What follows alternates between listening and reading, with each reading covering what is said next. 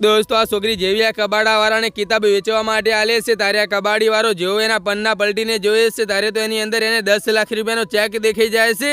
તો આ જલ્દીથી કિતાબ બંધ કરીને કહે છે કે જો મેડમ હું તમને આ બધા કિતાબના 500 રૂપિયા આલીશ। તો આ છોકરી બોલે છે કે અરે આ એક કિતાબ 1500 થી 2000 રૂપિયામાં ખરીદેલા છે તો આટલા ઓછામાં હું તમને નહીં આપું। પણ એટલામાં તો છોકરીનો પતિ આવીને કહે છે કે જોને બેબી એ મારો 10 લાખ રૂપિયાનો ચેક નથી મળી રહ્યો, એ કોઈ બીજા આદમીના હાથ લાગી ગયો તો એ બધા પૈસા ઉપાડી લેશે। તો આ સાંભળીને કબાડા વાળો વિચારે છે કે જો આ બધા પૈસા મને મળી ગયા તો હું લાખોપતિ બની જઈશ। તારે કિતાબ જોઈને આ ભાઈ બોલે છે કે તું આ કિતાબ ભંગારના ભાવમાં કેમ વેચી રહીશું, એના કરતા આપણે કઈ દુકાનમાં વેચી દઈશું તો આપણને સારા પૈસા મળી જશે। તો આ કબાડ વાળો બોલે છે કે સાહેબ તમારે દુકાને વેચવા જવાની કોઈ જરૂર નથી, એના કરતા હું તમારી પાસે ખરીદી લેવું છું અને 10 રૂપિયાના ભાવના કિતાબના એની કને 10,000 રૂપિયા લઈ લેશે। પણ હવે તો આગળ જે થાય છે જોતા પહેલા વિડિયો પર એક લાઈક સબસ્ક્રાઇબ કરીને કોમેન્ટ ની અંદર 3 વાર જય શ્રી રામ જરૂર લખી દેજો। અસલ में નકલી ચેક હોય છે અને કબાડા વાળાને 10,000 રૂપિયાનો ચૂનો લાગી જાય છે।